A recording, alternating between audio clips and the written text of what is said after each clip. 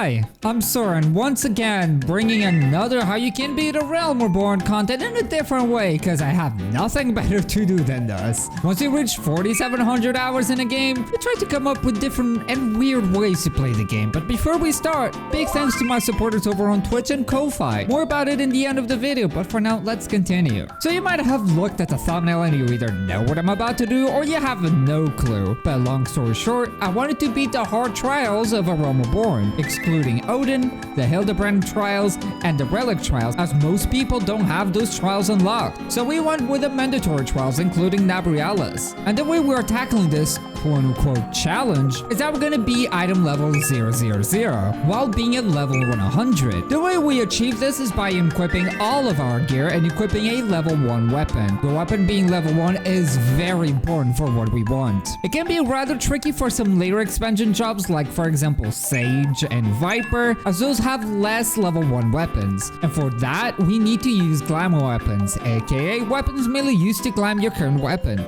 Those are equipable, and they can range as some of them are treasure hunt weapons, PvP weapons, even relic weapons replicas, as I learned while making this video that the replicas are level 1, which is perfect. So once I managed to gather some people from Party Finder, we jump into the good old Ifrit hard and see how this fight goes. And we enter with unregistered party and with silenced echo, and you will be surprised how little damage we do and how much damage we take. I'll be doing this session as a warrior, as I wanted a Party Finder to fill up faster and thought fighting DPS will be faster, so I'm stuck tanking, which was pretty fun, not gonna lie. Doing these tries like Ifrit, it's like we're doing a makeshift Unreal, having access to our complete level 100 kit, allowing us to have all of our tools, like all of the mitigation and heals, and also our 2-minute bursts and their entire combos. With all this said, even at level 1, you might think that we might deal a crap ton of damage, making most of these trials completely trivial, but the fun bit is that that's not really the case. We tickle the boss when it comes to our damage, even with proper 2-minute bursts, and the boss deals a crap ton of damage in raid-wise, and tons of damage to the tanks too. Ifrit starts like any other Ifrit hard. Pretty normally, I start by taking aggro and become main tank, as out of all the players in the party, our Dark Knight wasn't level 100, but 92. And trust me, this difference in level is enough for them to not be able to tank most attacks. And you will see what I mean when I talk about the later trials. Our damage is so low to the point that we actually see a Ifrit dash in the very first phase. The dash that is usually skipped in normal queues. This really shows that even with all of our tools, our damage is lower than our average team in Duty Finder. The flamethrowers of Ifrit hit like a small truck that even my 40% defensive struggles to properly defend me from. But it's just enough to give enough room for healers to keep me up and healed. The nails phase starts and everybody gets ready to burst them down. I bring Ifrit closer to one of the nails so I can do some AoE attacks, keeping uptime on the boss while also dealing some damage on the nails, trying to maximize my damage. It's kind of my raider brain coming into play and making me think on how to better spread damage while helping out the party and keeping uptime on the boss. Once the nails are gone, we use some light mitigation to see how much damage the Ifrit raid ward would do, and honestly it wasn't super bad, but also it dealt a lot more damage than I thought. Even with Sage's shields, the damage we took was a lot more than I thought. This really shows that if we don't have proper mitigation, these raid wards will be very scary. Second phase starts and we get to see the usual phase 2 of Ifrit dashes. You can see Caleb here getting snapshotted by one of the dashes and see how much damage this fight can really do with a item level 0, even though you are level 100. Eruptions is up next, and once again, one of the party members gets hit by one of the eruptions, almost one-shotting them completely, which gave me a small heart attack, I'm not gonna lie. Towards the end of the Ifrit fight, we see a very uncommon formation of plumes of Ifrit, as it usually gets skipped on duty roulettes. And with that, Ifrit goes down, showcasing what to expect in this little fun challenge. Before we go to the next trial, if you're enjoying the video so far, be sure to leave a like,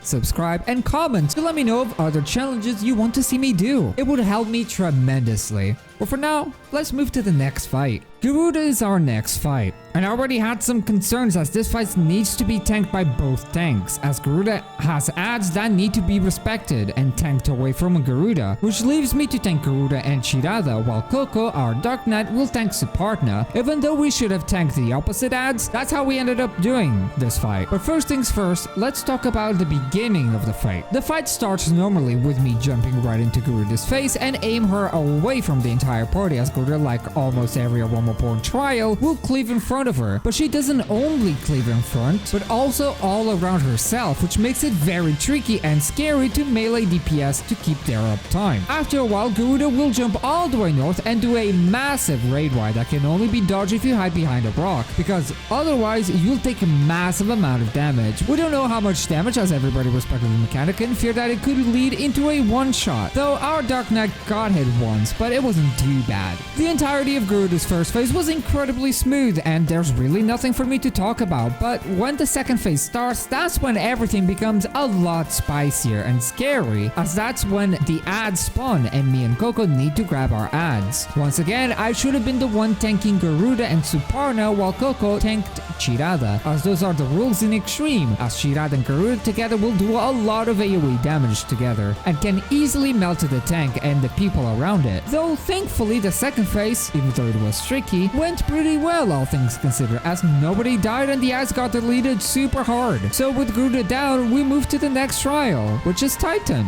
I'm sure Titan was a pretty fun fight for healers because most raid rides and hits in general hit incredibly hard, making healers stand on their toes for each and every mechanic that happens. But other than that, the fight went pretty smoothly. But I want to talk about some things that I have learned while doing this challenge, and it's that warrior with no gear whatsoever has almost no healing. Blood Wedding heals for almost nothing, and that also applies for Nascent Flash, as you can't really heal other allies for a whole lot. So I do use it a lot on the Ramuh trial, but other than that, I use Blood Wedding for its shield. Even though very tiny, I still use it mainly for that. Shake It Off also has its regen being incredibly reduced to almost non-existence, but the shields from Shake It Off are still pretty strong even with no gear, so it's still a great tool for defending yourself and the party of raid wars or other heavy hitting mechanics. This fight was extra relaxing for me specifically because most of the tank busters the boss would throw at me would actually miss me, and there's a few other attacks that ended up dodging pretty consistently, which I think is because some attacks in a Ramuh have a chance to miss depending on gear and level. Other than me noticing this, the fight was like any other Titan fight. We did have a few people get hit by mechanics, but nothing super scary happened, so we just jumped to the next fight.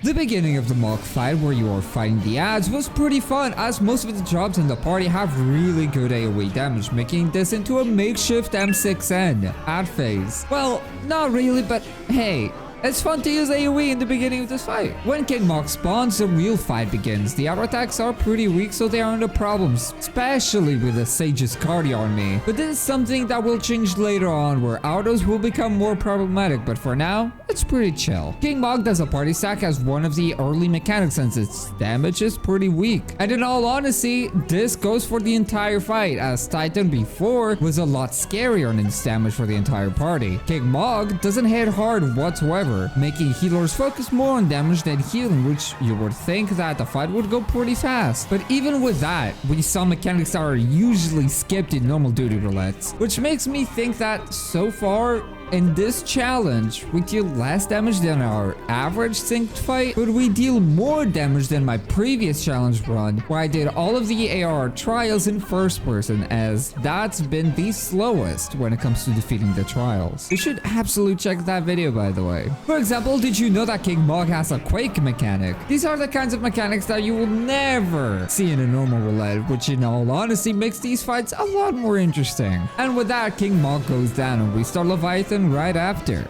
Leviathan, like every time we get this fight, is pretty easy, either on a challenge run or in a normal duty roulette, as normally the entire arena has railings, making the big knockbacks that Leviathan does completely useless and deal very little damage. The only thing of interest that we did throughout this fight is that I told our Dark Knights that they need to tank the head, as the tail reflects magic damage, and because Dark Knight rotation involves edges of darkness, even the AoE attacks deal magic damage, so having me tank the tail and Coco tank in the head makes us not need to worry about anything like that. The ads aren't really a problem either, because the one ad that is very scary because they fear the entire party doesn't really do anything because we can't fall off the arena. Leviathan is such a crazy difficulty spike where normal mode is incredibly easy and Leviathan Extreme becomes one of the messiest fights in the whole A Realm Reborn alongside Ramuh. But with Leviathan down, we move to Ramuh. So Ramuh Hard is a fight that makes me completely confused to this day because I keep forgetting how it works properly, as I keep confusing the mechanics of hard mode and extreme mode. So if you know the mechanics of this fight of hard mode,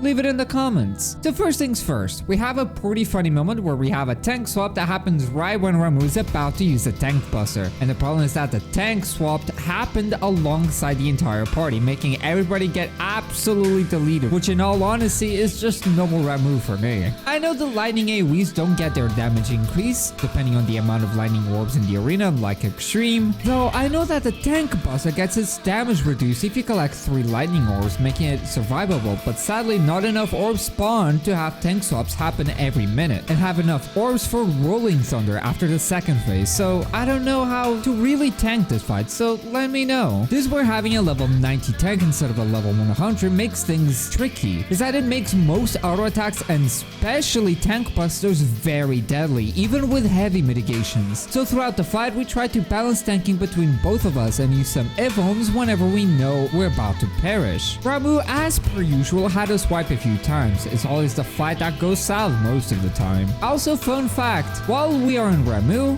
did you know that the only reason you take damage in Rolling Thunder is because you take damage per skill used? So whenever you have Rolling Thunder on you, it's good to stop whatever you're doing and focus on collecting the orbs, making the collection a lot smoother. After wiping 2 times, on 3rd try we managed to get the win and move to Shiva next. Now this is where things get a bit scary for the tanks, as Shiva hits around 1500 damage to 2000 plus damage per auto attack. Thankfully there is a chance for me to dodge them, which helps me a lot to stay alive in this fight. Something to keep in mind in comparison to the extreme mode is that the sword and shield mode of Shiva is a shared tank buster, while in extreme is a party stack. So me and Coco tried to line up so we can soak the shared tank buster. I will be honest, this fight was so easy and smooth that I really have nothing to say other than the auto attacks being actually scary, which kept me and the healers on our toes. Nabriales is our next and final boss, and honestly it was a very exciting fight as Nabriales dealt a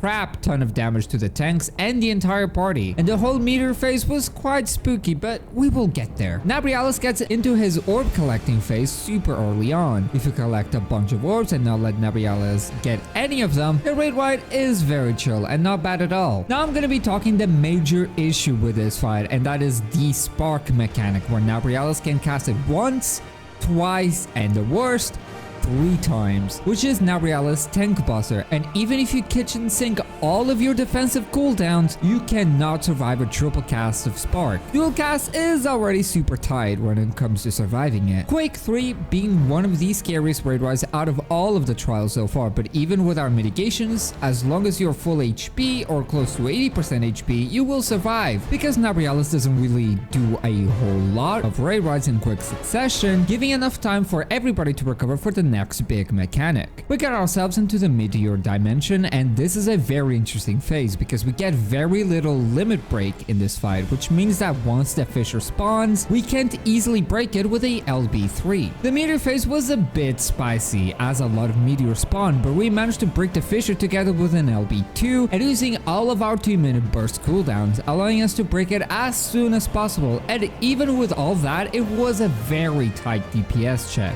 And with that, Nabriales goes down and we complete all of the ARR trials. Well, this wasn't really a challenge per se, as most fights were very doable with no gear, so this was more of a fun thing than anything. It really did feel like we were doing a makeshift Unreal while doing all of these fights, but speaking of Unreal, doing this challenge but doing the extremes instead would be really fun. I do wonder if it's doable though. Something to ponder. I might either do EXs next or Heavensward trials, as that will prove a lot more challenging. This video was made possible together with my supporters over on Twitch: Zirin, Vardis, Subsebi, Resolute Visit, and Ultrox Infinity. If you want to support me, you can check my Twitch and subscribe there, or check my Ko-Fi, which you can find in the description. But for now, I'll be seeing you on the next video.